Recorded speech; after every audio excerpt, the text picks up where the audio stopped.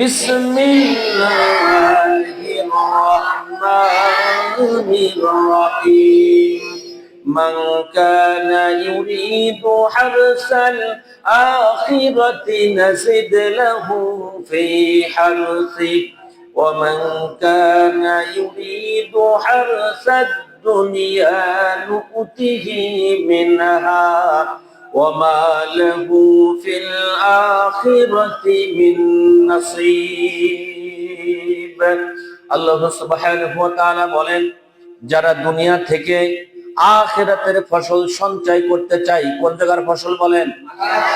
আরো উচ্চ যে বলেন, কোন জায়গার ফসল? আখিরাতের ফসল সঞ্চয় করতে চাই মানে কামাই করতে চাই।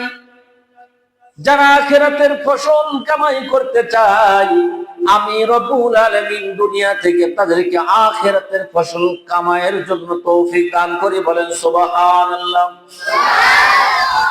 রব্বুল আলামিন বলেন, যারা দুনিয়া কামাই করতে চাই, আমি রব্বুল আলামিন তাদেরকে দুনিয়া দেই, বাট আখিরাত দেই না। কি দেই না? এই সভাপতি সাহেব বলেন, কি দেয় না? আখিরাত দেয় না। তাহলে বোঝা গেল, যারা আখিরাত চাই তাদেরকে আল্লাহ দুনিয়া এবং আখিরাত দুইটা দেয়, আর যারা দুনিয়া চাই তাদেরকে আল্লাহ রব্বুল আলামিন শুধু দুনিয়ায় দেয়, আখিরাত দিবেন না। আমরা কোনটা চাই? আখিরাত এবং দুনিয়া উভয়টাই চাই, ঠিক কিনা বলেন?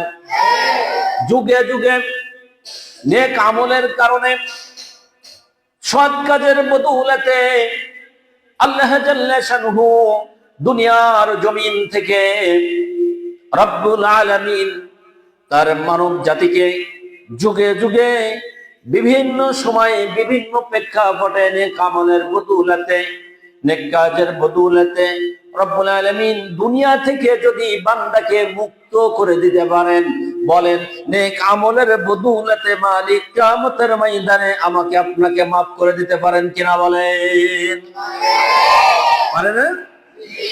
কেমনটা দেখেন, বনি ইসরাইলের যুগে তিনজন যুবক, কয়জন যুবক? এই যুবকেরা বলেন, কয়জন যুবক? তিনজন যুবক। রাসূল সাল্লাল্লাহু আলাইহি ওয়াসাল্লাম বলেন, বনি ইসরাইলের যুগে তিনজন যুবক পথ হাঁটতেছিল, হঠাৎ করে তাদেরকে বৃষ্টি আচ্ছাদিত করলো, বিশাল জোরে বৃষ্টি শুরু হয়ে গেল। এমত অবস্থায় তিনজন যুবক বৃষ্টির হাত থেকে, প্রবল বৃষ্টি থেকে বাঁচার জন্য তিনজন যুবক গুহার ভিতরে আশ্রয় নিল। কিসের ভিতরে বলেন? এই তিনজন যুবকের কথা বলে আলোচনা শেষের দিকে চলে যাবে ইনশাআল্লাহ, ঠিক আছে তো? তিনজন যুবক গুহায় আশ্রয় নিল। রাসূল করিম সাল্লাল্লাহু আলাইহি ওয়াসাল্লাম বলেন, তিনজন যুবক যখন বৃষ্টির হাত থেকে রক্ষার জন্য গুহার ভিতরে আশ্রয় নিল, গুহার ভিতরে আশ্রয় নেওয়ার সাথে সাথেই আরে গুহার মুখটা একটা পাথর এসে গুহার মুখটা বন্ধ হয়ে গেল। কি বন্ধ হয়ে গেল? ধরে বলেন, বলেন তো কি একটা বিপদ, আজীব ব্যাপার। আমরা মসজিদে আজকের এই মাহফিলের ভিতরে আসছি, যদি আমাদের এই দরজাগুলি হঠাৎ বন্ধ হয়ে যায়, বিপদের কোনো শেষ আছে? তারপরেও তো পৃথিবীর উপরে আমরা তো মানুষকে ডাকার জন্য, মানুষ আমাদেরকে দেখবে কিনা বলেন? আমরা মানুষকে ডাকবো বিভিন্ন কায়দায়, মানুষ আমাদের ডাকে সাড়া দিবে কি দিবে না? কথা বলেন, দিবে না? ডাকে সাড়া দিবে। কিন্তু রাসূল বলেন, গুহার ভিতরে তিনজন যুবক যখন আশ্রয়ের জন্য নামলো, নামার সাথে সাথেই অদূর থেকে একটা পাথর এসে গুহার মুখটা বন্ধ হয়ে গেল, অন্ধকার। কিরে, কি অবস্থা হলো? গুহার মুখ কোথায়? তিনজন যুবক আর তালাশ করে পাইল না। হঠাৎ করে তিনজন বন্ধু, তিনজন যুবক বলতেছে, ভাই রে, আজকে যদি জিন্দেগিতে কোনো ভালো সৎ কাজ যদি মালিকের সন্তুষ্টির জন্য যদি করে থাকো, কার সন্তুষ্টির জন্য? আমাদের মালিককে। আর একটু আসতে বলেন, কে? আমাদের মালিকের নাম কি? সবাই আরো জোরে বলেন, কি? আল্লাহ রাব্বুল আলামিন আমার আপনার মালিক, ঠিক কিনা বলেন?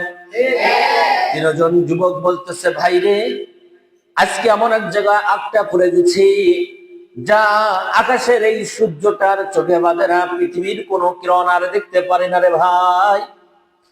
ও ভাই, তিনজন পরামর্শ শুরু করলো, আজকে এখান থেকে বাঁচার একটা উপায় আছে। জিন্দেগিতে যদি কোনো ভালো কাজ করে থাকো, যদি কোনো সৎ কাজ করে থাকো আল্লাহ এবং আল্লাহ রাসূলের সন্তুষ্টির জন্য। কার জন্য? আল্লাহর সন্তুষ্টির জন্য যদি কোনো কাজ করে থাকো, ওই কাজের ওসিলায় মালিকের কাছে দোয়া করো। যদি রব্বুল আলামিন সত্যি যদি ওই কাজটাকে পছন্দ করে, আর যদি আল্লাহর সন্তুষ্টির জন্য যদি আমরা কাজটা করে থাকি, দীর্ঘ বিশ্বাস আল্লাহ এই গুহার মুখ থেকে পাথরটা সরায়া দিবে। একজন বন্ধু বলল, ঠিক আছে বন্ধু, আমার জীবনে একটা সৎ কাজ আমি আল্লাহর ভয়ে করেছি। কার ভয়ে? কার ভয়ে? আল্লাহর ভয়ে করেছি। বন্ধু, আমার সৎ কাজটি ছিল, আমার একজন দিন মজুরি ছিল, একজন কৃষি কাজ করতো, দিন মজুরি, এক ফারাক্কা চাউলের বিনিময়। কিসের বিনিময়? এক ফারাক্কা চাউলের বিনিময় আমার একজন দিন মজুরি কাজ করত। একদিন কাজ শেষ করে হঠাৎ দিন মজুরি এক ফারাক্কা চাল না নিয়ে এসে চলে গেল, চাউল না নিয়ে এসে চলে গেল। আহারে, আমি চিন্তায় পড়ে গেলাম, এই বান্দার এই হকটা, এক ফারাক্কা চাউল, আমি কি দায়ী থাকবো কিনা? না না না, আমি এই এক ফারাক্কা চাউল বিক্রি করে দেয়া, ওর অর্থ দিয়া কৃষি কাজে লাগাইতে লাগলাম। কোন কাজে বলেন? কৃষি কাজে লাগাইতে লাগলাম। কৃষি কাজে লাগাইয়া লাগাইয়া লাগাইয়া আস্তে আস্তে যখন মোটা অঙ্কের একটা অর্থে উপনীত হয়ে গেল, আমি ওই অর্থ দিয়া একটা বিরাট বড় একটা গাভী কিনলাম। কি কিনলাম বলেন? গাভী কিনলাম। গাভীটা আমি লালন পালন করি, গাভীটা বড় হয়ে যায়। হঠাৎ করে অনেক দিন পরে ওই দিন মজুরি যুবক এসে বলতেছে, ভাই, আমি আপনার কাছে এক ফারাক্কা চাউল পাবো, একদিনের দিন মজুরি পাবো, আমাকে দিয়া দেন। ও রব্বুল আলামিন, ওই যুবক দোয়া করতেছে, রব্বুল আলামিন, তোমার ভয়ে আমি এই কাজটি করেছিলাম। আর যুবককে বলেছিলাম, যুবক রে, ওই দিন মজুরির বদৌলতে আজকে ওই গাভীটা দেখতে পারছো, ওটাই তোমার। বলেন সুবহানাল্লাহ। ওটা তোমার, তুমি ওটা হাকায়া নিয়ে যাইতে পারো। ওই মজুরি দিন মজুরিওয়ালা বলতেছে, ভাই, আমার সাথে আপনি তামাশা করতেছেন মনে হয়, কারণ আমি পাবো তো এক ফারাক্কা চাউল পাবো, আমাকে সেটা দিয়ে দিলে আমি অনেক খুশি হয়ে যাব। কিন্তু না না না, যুবক কাকে ভয় করে বলেন? কাকে ভয় করে বলেন? কার ভয়ে এই কাজটি করলো বলেন? উচ্চ আওয়াজে বলে দেন, কার ভয়ে? আল্লাহর ভয়ে এই কাজটি করলো যুবক। যুবক এই কাজটি করলো, যুবক এই কাজটি করে বলল, ও ভাই, আপনার ওই এক ফারাক্কা চাউলের বিনিময়ে আমি আস্তে আস্তে কৃষিকাজ উৎপাদন করে করে আস্তে আস্তে একটা ওই অর্থ দিয়ে আমি একটা গাভী কিনেছি, ওটা আপনার। আল্লাহ রাব্বুল আলামিনের সন্তুষ্ট চিত্তে আপনি ওটা খেদায়া হাকায়া নিয়ে যান। বলেন সুবহানাল্লাহ। ওই দিন মজুরিওয়ালা আনন্দের সাথে ওই গাভীটি আস্তে আস্তে হাকায়া তার বাড়ির দিকে নিয়ে চলে গেল। যুবক বলতেছে, রব্বুল আলামিন, এটা যদি তোমার ভয়ে আমি যদি করি, কার কাছে দোয়া করতেছেন? আমি যদি এই কাজটি তোমার ভয়ে করি, তাহলে আজকে আমাদের এই বিপদ থেকে রব্বে কারীম আল্লাহ আমাদেরকে এই বিপদ থেকে তুমি আমাদেরকে উদ্ধার করে দাও। যুবক দোয়া করতে দেরি আছে, পাথরের 1/3 অংশ ওই গুহার মুখ থেকে সরে যাইতে দেরি না। দ্বিতীয় নাম্বার যুবক বলতেছে, ভাই আমার জীবনে একটা সৎ কাজ, আমি নেক কাজ করেছি। সে নেক কাজটি হচ্ছে আমার দুইজন বৃদ্ধ পিতা এবং মাতা ছিল। পিতা এবং মাতা দুইজনই বেঁচে ছিল। বৃদ্ধ অবস্থায় আমি তাদেরকে লালন পালন করতাম।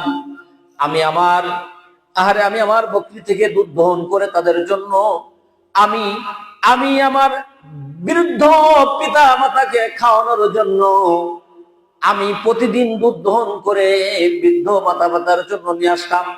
আগে আমার বৃদ্ধ মাতা পিতাকে খাওয়াইতাম, তারপরে আমার সন্তান সন্ততিদেরকে খাওয়াইতাম। কিন্তু হঠাৎ করে আমার বাড়ি ফিরতে একটু দেরি হয়ে গেল। আসে দেখি আমার বকরির দুধ আমার হাতে রয়েছে। আমি ঘরে ফিরে দেখি আমার বৃদ্ধ পিতামাতা ঘুমিয়ে পড়েছে। কি করেছে? ঘুমিয়ে পড়েছে।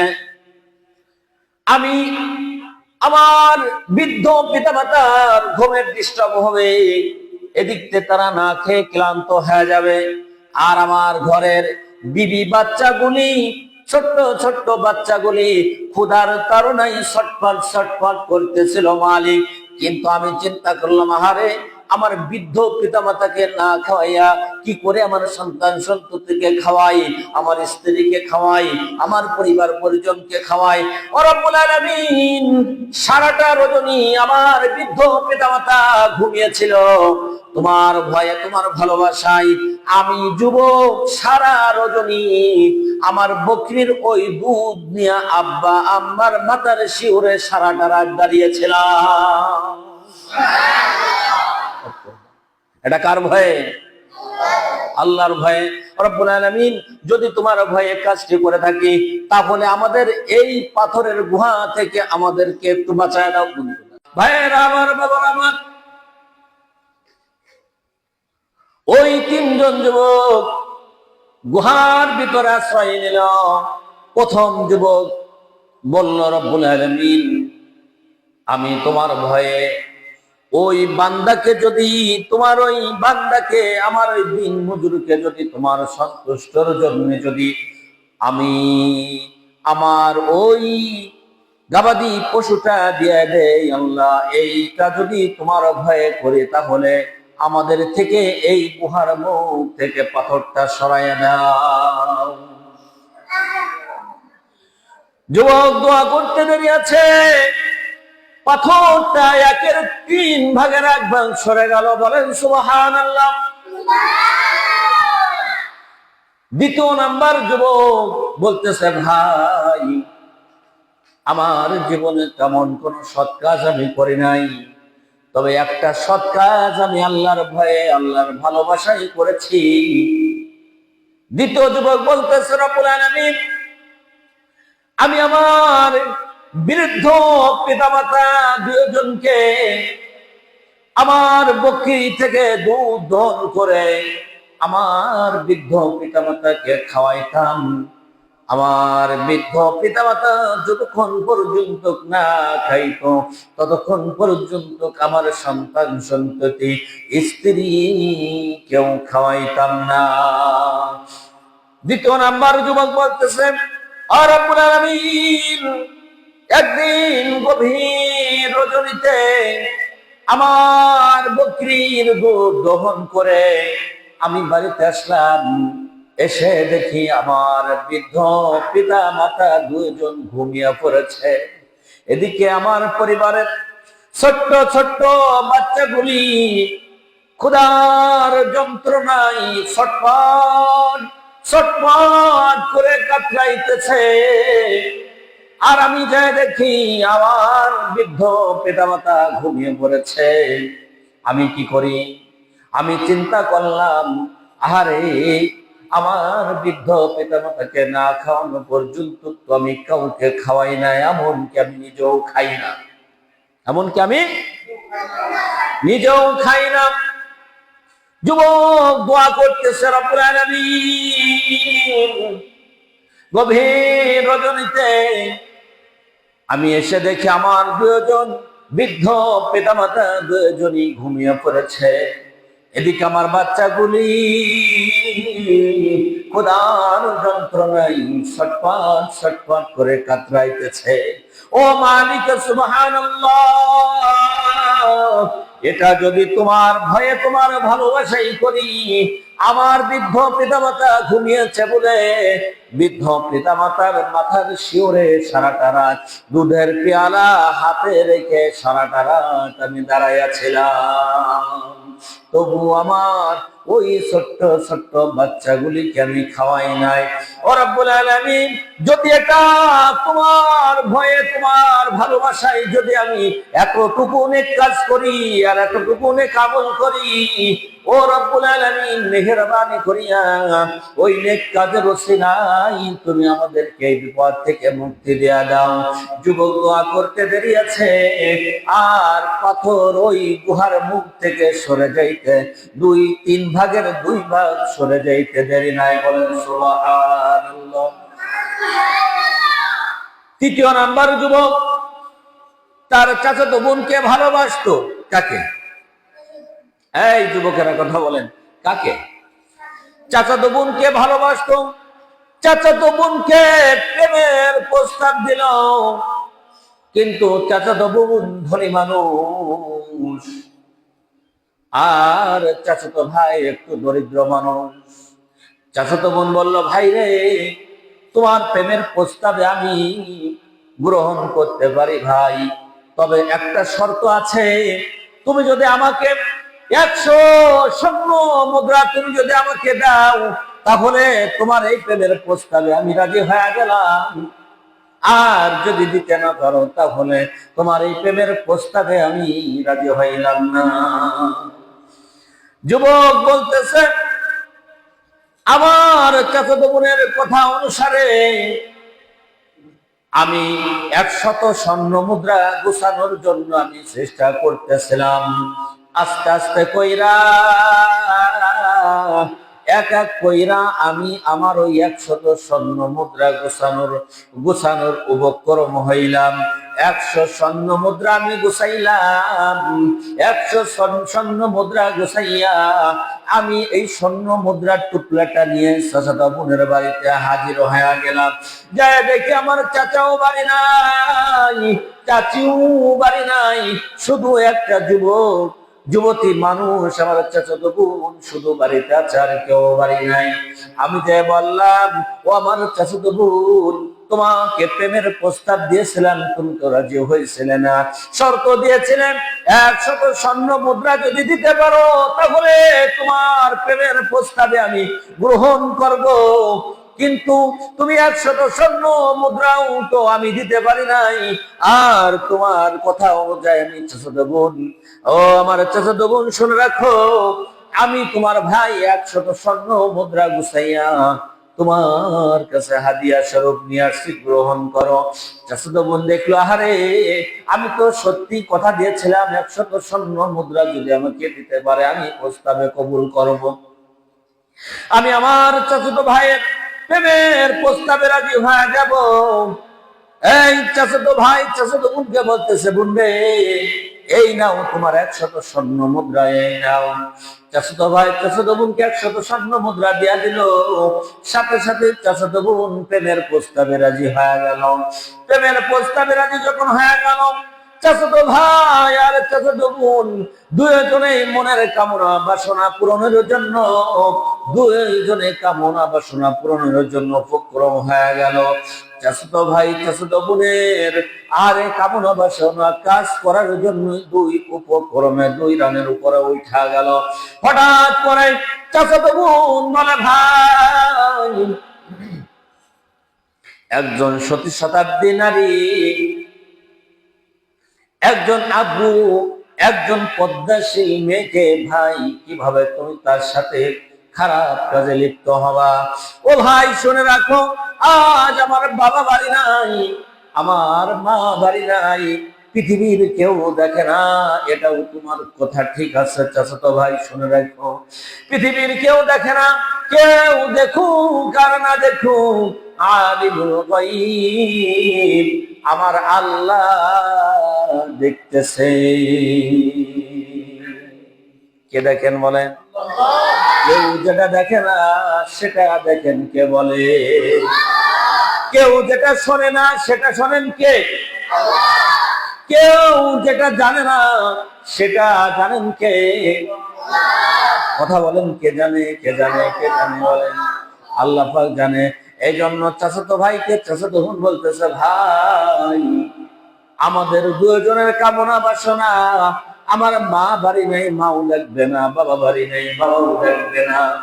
ও চাচাতো ভাই, আমাদের এই কামনা বাসনা এই খারাপ কাজ তো আমার আল্লাহ তাকাইয়া দেখবে। যখন চাচাতো বোন এটা বলে দিল, ভাই আমাদের তো এই কামনা বাসনা এটা আমার আল্লাহ দেখতেছে। যুবক ফরিয়াদ করতেছে, রব্বুল আলামিন যখন তোমার কথা বললো, কেউ দেখুক আর না দেখুক আমার আল্লাহ দেখে। ও রব্বে কারীম আল্লাহ, তোমার ভয়ে আমি ওই কামনা বাসনার কাছ থেকে নিচে নামে চলে আসলাম। রাসূল সাল্লাল্লাহু আলাইহি ওয়াসাল্লাম বলেন, তৃতীয় নাম্বার যুবক দোয়া করতেছে, রব্বুল আলামিন তোমার ভয়ে যদি খারাপ কাজ থেকে বিরত থাকি মালিক, একমাত্র তোমার ভয় ছাড়া আমাকে কেউ আর বাধা দিল না রে মালিক। তোমার ভয়ে আমি ওই কামনা বাসনার কাছ থেকে আমি আমার চাচাতো বোনকে ছেড়ে চলে আসলাম। ও রব্বে কারীম যদি এই কাজটি তোমার ভয়ে যদি আমি করি, তাহলে আজ এই পাথরে গুহার মুখ থেকে পাথরখানা তুমি সরাইয়া দাও। যুবক দোয়া করতেছে, দোয়া করতে দেরি আছে, আর গুহার মুখ থেকে আল্লাহ রব্বুল আলামিনের পক্ষ থেকে পুরা পাথরটা গুহার মুখ থেকে সরে যাইতে আর দেরি হইল না। বলেন সুবহানাল্লাহ। ও ভাই, ও বাবা,